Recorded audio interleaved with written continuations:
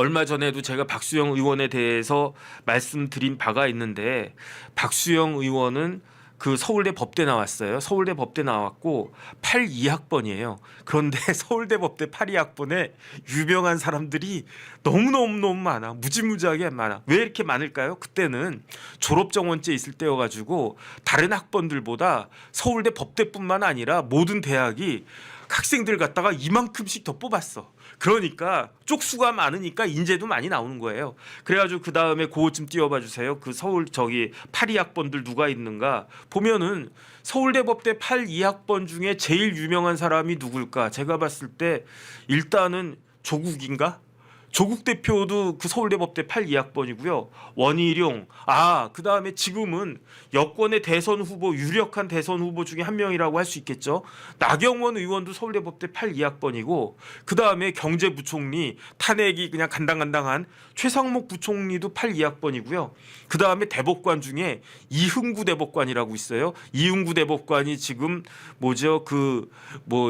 이재명 대표 그 공직선거법 위반죄 그 대법원에 있는 사건, 그 사건이 그 대법원 3부에 있는데, 그 이흥구 대법관도 그 대법원 3부에 지금 그 포진하고 있는 대법관도 있고, 김난도라고 흔들리니까 청춘이다.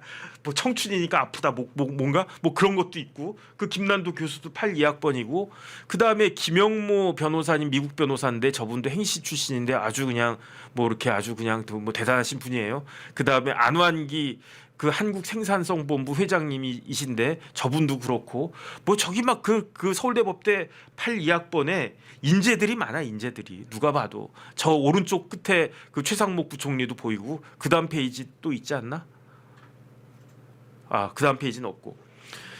그런데 어쨌든 그 서울대 법대 82학번인데 그 박수영 의원이 제가 쭉 알아보니까 아버지 어머니가 모두 두 분 다 학교 선생님이셨대요. 그러면은 되게 그 부모님이 다 교사이면은 애들이 공부 잘하지 않나? 그래서 박수영 학생도 공부를 되게 잘해가지고 어떤 옛날 신문 기사 제가 찾아보니까 저희 때는 학력고사라고 하는 걸 봤는데 그때 한 100만 명 봤어요. 100만 명. 그런데 82학번 81년에 치루어진 82학년도 대입 그 학력고사에서 박수영 학생이 9등했대. 9등. 탑10 안에 들었대. 그때 1등한 사람이 누굽니까? 그때 1등한 사람이 원희룡이고, 그 다음에 이 박수영 학생이 똘똘해가지고 행정고시를 갖다가 봤는데 행정고시는 7등했대. 이거 다 신문 기사에 나온 거예요. 제가 이렇게 막 찾다 보니까 찾은 거야.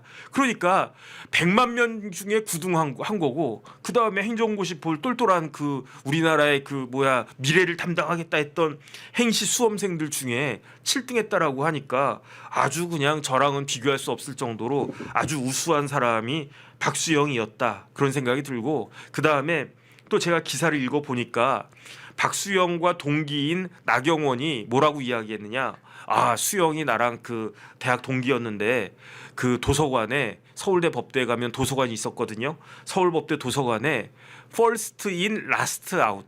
first in last out이 뭐냐면요, 군대 가면 공병 있단 말이에요. 공병, 뭐 다리도 놓고 뭐 지뢰도 매설하고 하는 게 그게 공병들이거든요. 그런데 쉽게 말하면 건설하는 그러한 그 군부대 안에는 모든 행정부가 다, 행정기관이 다 들어있지 않습니까? 그런데 군대 내에서의 건설교통부라고 국토교통부라고 생각하면 되는 게 그게 공병인데, 공병의 모토가 뭐냐면 first in, 먼저 들어가서 다리 깔고 도로 닦고 지뢰 묶고, 그게 first in, 제일 먼저 들어가야 되니까.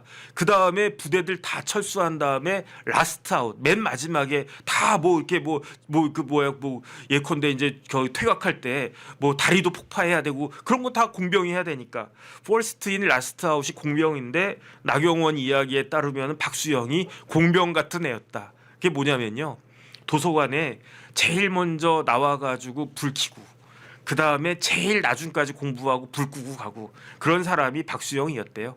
박수영이어가지고 그렇게 머리도 좋으신 분이 공부도 열심히 해가지고 그 학력고사 성적도 좋고 행정고시도 4학년 때 합격하고 그것도 7등으로 합격하고, 그 다음에 최상목은 82학번 뭐 수석 졸업했고, 원희룡은 82학번 수석으로 입학했고, 뭐 저하고는 다 딴 동네에 사는 그런 분들인데, 보니까 박수영 의원이 굉장히 일을 열심히 잘했대요. 열심히 잘해가지고 또 기사를 쭉 찾아보니까 행정고시 붙어가지고 사무관이 됐단 말이에요. 사무관이 됐는데 이상배 장관이라고 계셨어요. 그 사진 좀 띄워봐 주세요. 맨 마지막에 제가 보내드린 사진이 이상배 씨인데 이상배 장관이 총무처 장관도 하고 서울시장도 하고 뭐 그랬던 분인데 뭐 경기고 서울대 법대 행정고시 붙어가지고 어린 나이에 젊은 나이에 울진군수 안동시장 경상북도 도지사도 하고 그 다음에 40대 한 중반에 경상북도 도지사, 그 다음에 환경청장, 내무부 차관, 청와대 행정수석, 총무처 장관, 서울시장, 그리고 난 다음에 국회의원 3번 한 사람이 저 이상배 의원님인데 이상배 장관이 총무처 장관이었는데 행정 관료 출신 아니겠습니까?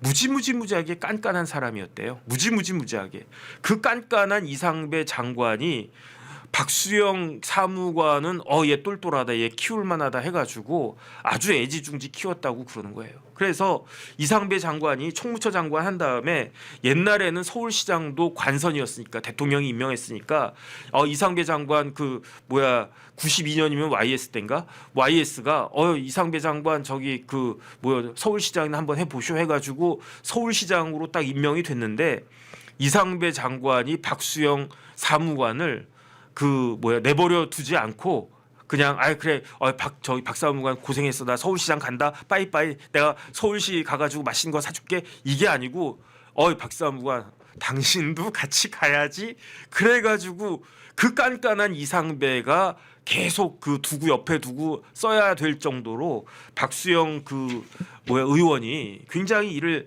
윗사람들 보기에도 잘했다는 거 아니겠습니까? 그런데 박수영 의원이 그 머리가 좋은 사람이 사법시험 봐가지고 판검사, 김앤장 변호사 이런 거 안 하고 왜 행정고시를 갖다가 받는가? 박세일 교수님 좀 띄워봐 주세요. 지난번에도 제가 말씀드렸지만 박세일 교수가 1948년생이래요.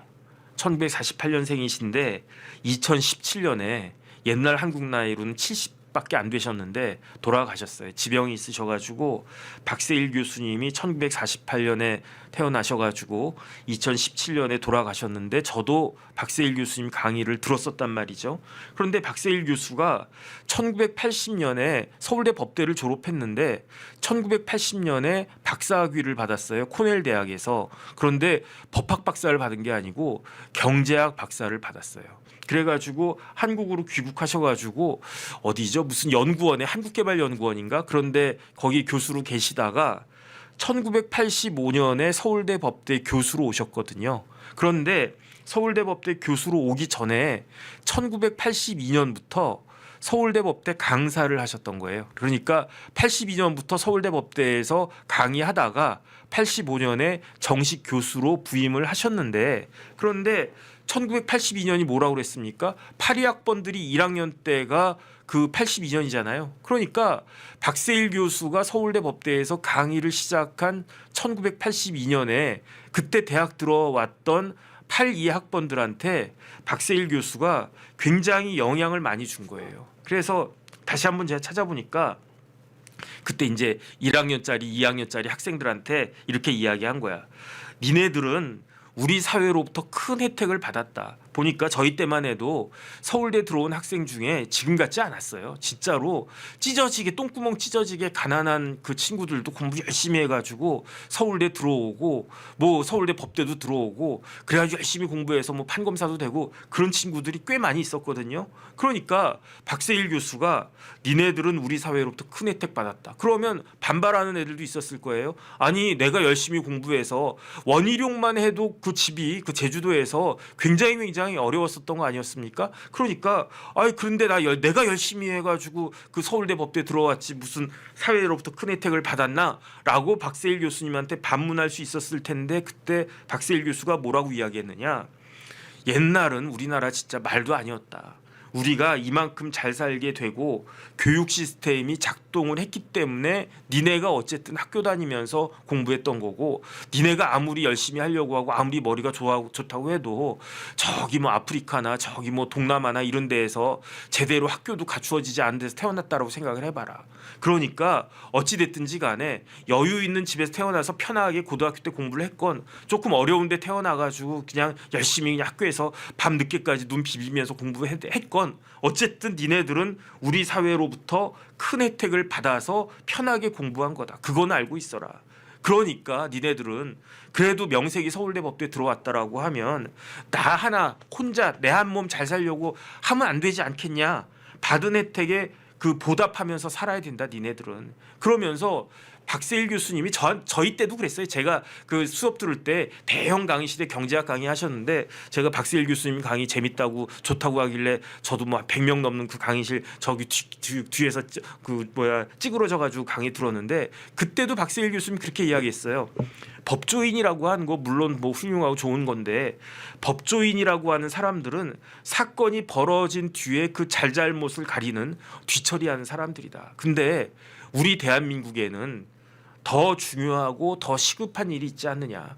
1980년대는요 대한민국이 막 후진국에서 벗어나가지고 막 이제 중진국 뭐 이제 들어가네 많이 개발도상국 되네 만에 그러다가 88 올림픽이 큰 모멘텀이 됐고 그 다음에 나중에 2002년 월드컵도 큰 모멘텀 되지 않았습니까? 80년대 이야기예요. 80년대 전두환 대통령 때 그때 이야기인데 지금 우리나라 봐라. 니네들 봐라. 우리나라는 후진국을 막 벗어난 그런 상태인데 니네들이 82학번 니네들이 80년대 학번 니네들이 대한민국을 선진국으로 만들어서 그 우리 후손들한테는 좋은 나라 만들어 줘야 되는 거 아니냐. 그러려면 법조인보다는 크게 공직자로서 공무원으로서 앞으로 우리나라 더 잘 사는 나라 만들려면 어떻게 해야 할지 남들보다 니네가 머리가 좋고 혜택 받았으니까 앞장서서 고민해야 되는 거 아니냐. 그러니까 순진한 애들 이렇게 박세일 교수님 꼬신 거예요. 거기 넘어간 사람들이 누구냐 보면은 최상목 서울대 법대 수석 졸업했다라고 했는데 그런데 그 행정고시 받고 그 다음에 박수영도 그 안에 있고 그 다음에 뭐 김난도는 그 교수했으니까 그렇고 뭐 제가 조금 전에 봤던 뭐 이렇게 뭐 안환기 뭐 이런 분들 김영모 그 다음에 뭐 송원석 이런 분들이 다 행정고시 출신이에요. 서울대 법대 나와가지고 저희 때만 해도 행시를 그때부터 제가 92년도에 서울대 법대 편입해가지고 학교 다녔는데 그때는 행시 보는 애들 그때만 해도 별로 없을 때였는데 어쨌든 박세일 교수님이 그런 영향을 갖다가 미쳤고 그래서 82학번들이 서울대 안에 법경제학회 만들어가지고 거기서 최상목, 송원석, 박수영, 최병환, 안환기, 김영모 뭐 이런 사람들 그 다음에 이런 사람들이 이제 그 행시 붙어가지고 그때는 그 행정부가 과천이나 아니면 중앙청이나 이런 데 있었을 테니까 매주 토요일 날 모여가지고 박세일 교수님하고 같이 토론을 1시간 동안 했대요. 뭐 이코노미스트나 이런 거 딱 그 펼쳐놓고 1시간 동안 뭐 주로 경제 관련해가지고 1시간 토론하고 그리고 난 다음에 테니스 2시간 치고 이런 모임을 쭉 했는데 그때 같은 모임을 했던 사람들 중에 장관도 나오고 차관도 나오고 그 다음에 국회의원도 나오고 그 다음에 지금 우리나라에 어떻게 보면은 약간 이제 시대가 지나갔죠.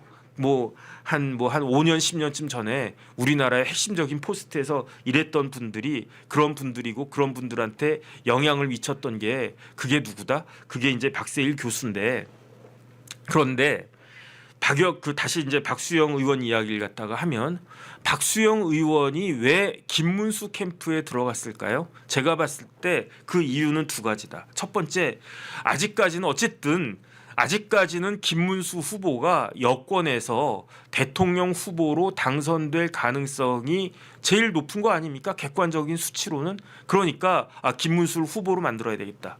그다음에 두 번째, 조금 전에 나왔잖아요. 김문수 후보는 나는 다 내려놓을 수 있다. 내가 여당의 대선 후보로 출마를 갖다가 하면 뭐 지금이야 뭐 그렇다고 하더라도 혹시 압니까? 분위기가 확 바뀌어가지고 바람이 확 불어가지고 그래도 김문수가 되는 게 낫지. 제가 늘 말씀드린 것처럼 민주당이 집권하면 우리나라는 3권이 통일되는 그런 나라가 된다. 거기에 대해서 우리 국민들이 아무리 탄핵이고 그렇다라고 하더라도 아무리 그렇다고 하더라도 그래도 지금 뭐 권력이 집중되는 것보다 낫지라고 하면서 분위기가 바람이 휙 다시 이렇게 내가 흥분했나? 휙 다시 할 수도 있는 거 아니겠습니까? 그러면 내가 여권 대선 후보면 내가 대통령도 할 수 있겠네라고 생각할 수도 있는데 그런데 조금 전에 봤다시피 김문수 후보는 뭐라고 이야기했느냐? 한덕수 권한대행 나오면은 내가 그 여당의 대선 후보로서의 기득권도 내려놓을 수 있다. 그 자세가 되어 있는 사람이 김문수다라고 생각했고, 그다음에 여기에다 한 가지 더하면 세 번째는 박수영 의원은요 김문수 후보를 굉장히 잘 알아요. 왜 굉장히 잘 알게 됐는가?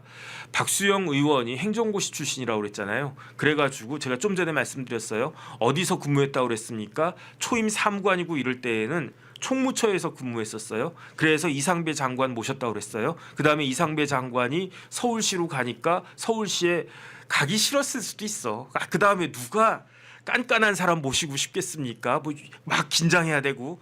그런데 가고 싶었을 수도 있어. 왜냐하면 젊었을 때 이상배 장관이 훌륭하네, 대단하네. 그러면 저런 사람 밑에서 내가 뭐 일도 배우고 내가 그 많이 배울 수 있어. 욕심 있으면 가고도 싶었겠죠. 어쨌든 젊은 시절에 박수영은 총무처, 서울시 이런 데 있었는데 과장, 국장 이럴 때에는 박수영 의원이 어디서 근무했냐면요. 행정안전부에서 근무를 했어요. 그래서 제가 보니까 이제 나이가 좀 들어가지고 40대 초반부터는 청와대 인사수석실의 선임행정관으로 근무하다가 그 다음에 중앙인사위원회의 성과후생국장으로 근무하다가 그 다음부터는 행정안전부의 혁신기획관 국장 자리입니다. 그 다음에 행정안전부의 인사기획관까지 하고 그리고 난 다음에 2009년 11월부터 어디로 옮기느냐? 서울시에서 근무했었잖아요. 그럼 서울시로 다시 갔느냐? 서울시로 가지 않고 박수영 국장이 어디로 갔느냐? 1급으로 경 1급인가? 어쨌든 그 2009년 11월에 경기도의 경제투자실장으로 그 자리를 옮겨요. 그러니까 2009년 11월까지는 행안부의 인사기획관으로 근무하다가 그 마지막으로 근무하고 그 다음부터는 중앙부처를 떠나서 경기도로 옮겨서 이 경제투자실장을 2009년 11월부터 2010년 9월까지 한 10개월 정도 하고 그 다음에 2010년 10월부터 실장 중에 넘버원이 누굽니까? 기획조정실장이잖아요. 최고 선임실장이 기조실장이니까 경기도 기조실장을 하다가 그러다가 승진해가지고 2012년 그 1월부터 그 뭐가 되느냐? 경기도의 행정부지사가 된단 말이에요. 그런데 그 당시 그 박수영이 경기도 경제투자실장으로 옮겼을 때 경기도지사가 누구였느냐? 그 사람이 바로 김문수 지사였어요. 김문수 지사가 2006년부터 2014년까지 경기도지사 재선 경기도지사거든요. 경기도지사 재선이든 뭐 징검다리든 두 번 한 사람은 딱 한 명밖에 없다고 그랬어요. 그게 누구냐? 그게 김문수거든요. 그런데 김문수 지사님이 그 2006년부터 경기도지사하고 있었는데 갑자기 행안부에서 경기도 경제투자실장으로 내려온 사람이 있었어. 2009년에. 그 사람이 누구냐? 박수영이야.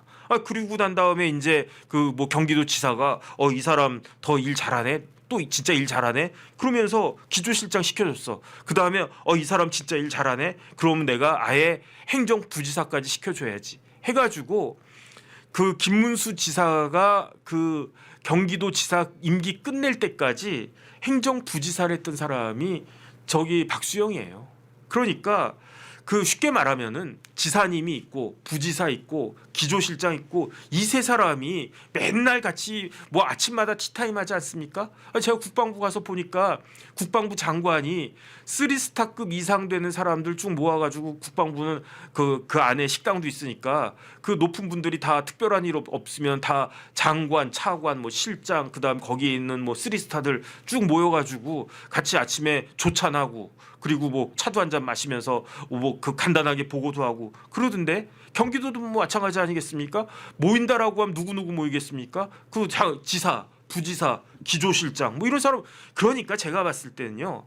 박수영 의원은 김문수 후보를 2009년부터 2014년까지 거의 매일 보다시피 했을 거예요. 수백 번 만났을 거예요. 그러니까 누구보다도 김문수를 잘 안다. 이렇게 생각을 했었던 것 같고 그다음에 박수영 의원이 서울대 법대 졸업한 다음에 96년에 석사학위를 받았는데 그 석사학위를 어디서 받았느냐? 하버드에서 받았어요. 하버드의 케네디 스쿨이라고 정책대학원 있지 않습니까? 제가 여러 번 말씀드리지만 저는 하버드에 히읗자도 가본 적 없습니다. 거기 관광이라도 가보고 싶은데 어쨌든 가볼 일이 없더라고요. 그런데 그 박수영 의원님은 거기서 디그리까지 받았어. 석사학위까지 받았어. 그 다음에 박수영 의원보다 더한 분이 누굽니까? 그게 한덕수잖아요. 한덕수 권한대행은 67년에 서울대 경제학과 수석 졸업하고 그 67학번이에요. 그러니까 7, 8, 9, 1, 71년에 그 서울대 경제학과 수석 졸업하고 그리고 4학년 때 재학 중이던 4학년 때 행정고시 합격하고 그리고 난 다음에 1984년에 하버드에서 박사학위 받고 하버드에서 1984년에 경제학 박사 받은 사람이 한덕수 권한대행 아니겠습니까? 그러니까 한덕수와 박수영은 제가 봤을 때 공통점이 최소한 여러 개가 있는 거예요. 여러 개가 굉장히 많이 있는데 첫 번째는 대학 동문이고 대학 선후배 지간이고 행정고시 선후배 지간이고 그 한덕수 권한대행이 70년에 행시 합격했단 말이에요. 박수영 의원은 85년에 합격했어요. 그러니까 15년 차이가 나지만 어쨌든 행정고시 그 선후배 지간이고 대선배죠. 그 다음에 하버드에서 그 학벌이 동문이 서울대만 동문인 게 아니고 하버드도 동문이고 그러니까 아마 한덕수 권한대행은 박수영 의원 저 밑에 보이지도 않았겠지. 그러다가 이제 박수영 의원이 이렇게 쭉 크고 그러니까 이런 친구가 있네. 그러면 나랑 대학도 후배고 행시 출신에다가 하버드까지 나왔대네. 그러면 일 잘하고 에이스겠네. 이런 정도 알고 있지 않았을까 저는 그런 생각이 드는데 그런데 어느 정도 위치에 올라간 다음부터는 박수영 의원하고 한덕수 권한대행하고 특히 박수영 의원이 이제 국회의원 된 다음부터는 그런 다음에는 윤석열 정권 출범했을 때 박수영은 국회의원이었고 한덕수는 총리였고 그랬으니까 오죽 많이 만났겠는가. 그러니까 박수영 의원은 한덕수 권한대행하고도 굉장히 긴밀한 관계에 있을 것이다. 그런 생각이 들고요.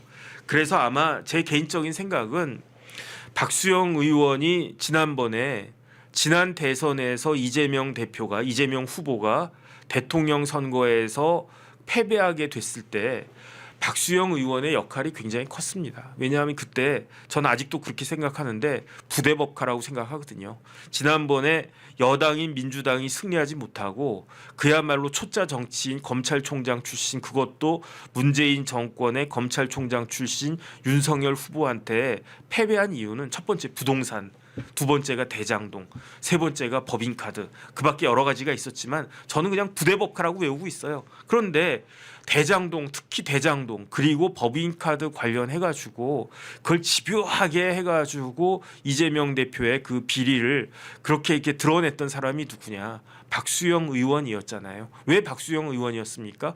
경기도의 행정부지사를 했으니까 경기도가 어떻게 돌아가는지를 제일 잘 아는 사람이 저 박수영 의원이었으니까 박수영 의원이 그거 할 때 행정부지사하고 기조실장하고 그다음에 행정부지사 할 때 이재명 대표는 뭐 하고 있었냐면 성남시장이었어요. 이재명 대표가 2010년 7월부터 성남시장 했단 말이에요. 2018년 3월까지. 2010년 7월에 박수영 의원은 경기도 경제투자실장 하다가 2010년 10월부터 기조실장 하다가 2013년 4월부터는 행정부지사 했단 말이에요. 제가 그런 걸 잘 모르니까 잘 모르겠는데 어쨌든 도지사하고 그 밑에 있는 지방자치단체 그 광역 말고 그 기초지방자치단체장 시장들하고 굉장히 볼 일이 많지 않겠습니까? 그러니까 박수영 의원은 기조실장하고 행정부지사하고 할 때 이재명 시장을 성남시장을 굉장히 많이 만나지 않았겠습니까? 그러니까 아는 것도 많고 이거 훌륭한 사람이다 이렇게 생각할 수도 있고 이분은 좀 문제 있는 거 아니야? 이렇게 생각할 수도 있고 그런데 누구보다도 이런 부분들에 대해서 잘 아니까 박수영 의원이 굉장히 적극적으로 공세 펴가지고 결국은 이재명 후보가 대통령에서 탈락했잖아요. 180석 가진 막강한 여당의 후보였는데 졌단 말이죠. 그러니까 박수영 의원은 지금도 당연히 이재명 대표가 대통령 되는 것은 그건 안 된다. 이런 생각을 할 것이다라고 전 생각하고, 지난번에도 내가 큰 역할을 했으니까 이번에도 내가 큰 역할을 할 수밖에 없다라고 생각을 했을 거고, 그다음에 그 머리 좋은 박수영 의원이 어떻게 하겠습니까? 막 나름대로 이걸 갖다가 하겠지. 그래가지고 내린 결론은 뭐다? 이거는 단일화다. 누구랑 누구의 단일화냐? 이거는 여당에서 경선에서 뽑힌 후보와 한덕수 권한 대행을 마지막에 일거에 단일화 시켜가지고 분위기를 일거에 쇄신시킨다라고 하면, 지금 이재명 대표가 대통령 될 확률이 70%다 90%다 뭐 의미가 없지만 그런 이야기가 막 돌고 있지만, 일거에 이걸 한번 해볼 수 있다. 이거를 아마 박수영 의원이 생각하고 있는 것 같고, 그 준비를 박수영 의원이 차곡차곡 하는 것 같다. 책사 역할을 하는 것 같다. 저는 그런 생각이 듭니다. 그래가지고 한편에서는 한덕수 대망론을 갖다가 쫙 띄우고, 그리고 난 다음에 어느 정도 떴다. 지금 떴어요. 한덕수 떴어요. 떴다 한덕수. 덕수영 떴다니까 어떻게 합니까? 지금 여권 후보 1등이라며. 그럼 뜬 거지 뭐. 그래서 일단 딱 띄워놨어. 그리고 난 다음에 그 김문수 캠프에 딱 들어가가지고, 김문수 그 지사님, 자기가 옛날에 실장부터 그거부터 해가지고 계속 모셨던 그 지사님을 갖다가 열심히 옆에서 막 설득을 갖다 하겠죠. 그래서 일단 지사님이 1등 하셔야 됩니다. 그리고 난 다음에 지사님, 어쨌든 우리는 이러이러한 게 목표이니까, 그러니까 우리는 무조건 저기 한덕수 대행하고 그 단일화 해야 됩니다. 이런 이야기 지금 하고 있지 않겠습니까? 저는 그런 생각이 들고요. 그리고 난 다음에 어떻게 하면 이게 더 맥힐 수 있을 것인가, 그런 생각을 하는데, 저는 여러 가지가 있지만 첫 번째는 아까 이야기한 것처럼 이렇게 한덕수 권한 대행이 트럼프한테도 인정받는 한덕수 권한 대행, 영어도 뷰티풀하고 관세 이런 부분들에 있어서 우리나라 국익을 지킬 수 있는 사람이 한덕수, 이런 이야기를 첫 번째 할 것 같고, 더 중요한 건 뭐냐면요, 제가 봤을 때는 개헌이에요. 만약에 제가 한덕수 권한 대행이라고 하면 저는 이렇게 이야기할 것 같습니다. 저는 진짜 여한이 없습니다. 내가 국무총리도 2번 해보고 대통령 권한 대행까지 하고 탄핵까지 당해봤는데 내가 뭘 더 바라겠느냐. 그런데 2025년 대한민국의 시대 정신은 무엇이다? 제가 봤을 때 그건 개헌이거든요. 나는 원포인트 대통령만 하겠다. 진짜 나는 1년짜리 대통령만 하겠다. 나 대통령 딱 1년만 하고 2026년 6월에 내년에 이제 지방선거 있으니까 나 그때 사퇴하고, 그리고 지방선거와 대선이 같이 치러질 수 있도록 하겠다. 그 다음에 나는 2가지만 하겠다. 첫 번째는 그 높은 이제 트럼프발 관세 파도에서 대한민국이라고 한 배가 침몰하지 않도록 앞으로 나아갈 수 있도록 그 거친 파도에서 내가 조종관 잘 잡겠다. 내가 그건 할 수 있다. 2번째는 나는 1년 동안 개헌 준비만 하겠다. 그리고 난 다음에 개헌해서 내년 6월에 대선 다시 한 번만 더 합시다. 죄송합니다. 왜냐하면 그 1년 만에 그 대선을 2번이나 치르는 게 말이 되느냐? 말 안 된다고 생각한다. 하지만 죄송하다. 하지만 내년에 개헌해가지고 내년에 대선 한 번 더 치르면, 대선 한 번 치르는데요, 비용이 얼마 들겠습니까? 제가 정확히 모르겠는데 한 5천억 든다는 이야기도 있고, 얼마 들지 모르겠어요.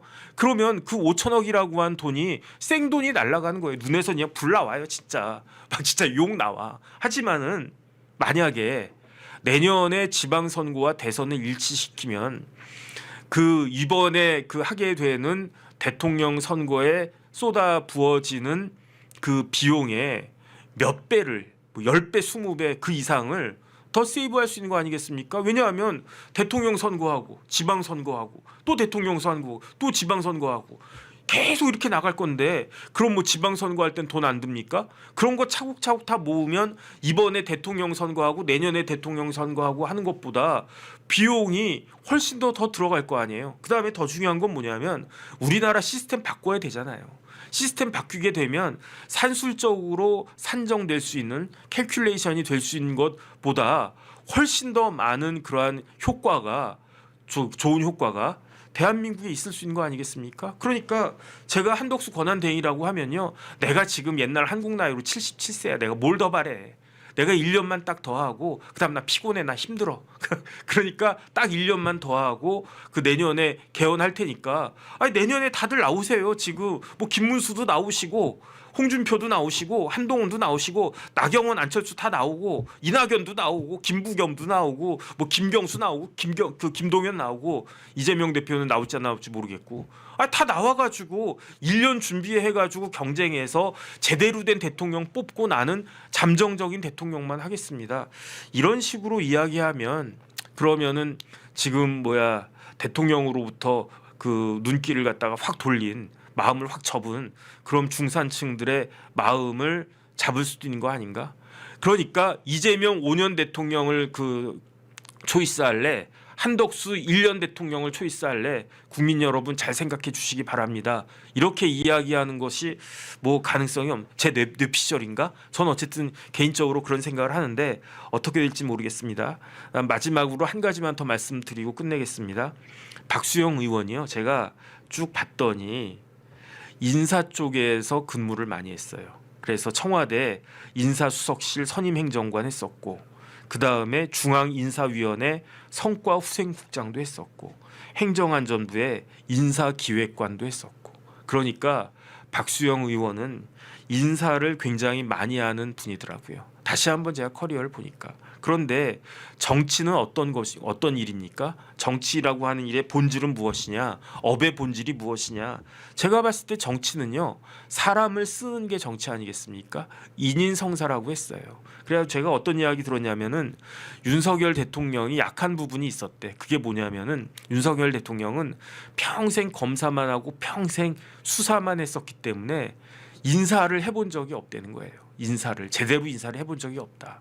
그러니까 뭐 탈이 났다. 뭐 지금에 와서야 뭐 그런 말씀하시는 분들도 계시던데 뭐 그건 다 지나간 일이고 어쨌든 그렇기 때문에 인사에 굉장히 밝고 그 다음에 나름대로 정치에 재선 의원밖에 안 됐지만 나름대로 그 책사라고 불릴 수 있는 박수영 의원이 이런 정도 그 개념을 가지고 이런 정도 그 계획을 가지고 플랜을 가지고 일을 도모하고 있는 것 같은데 과연 결론이 어떻게 잘 나올 수 있을지 한번 지켜볼 만하다 이런 생각이 들었습니다.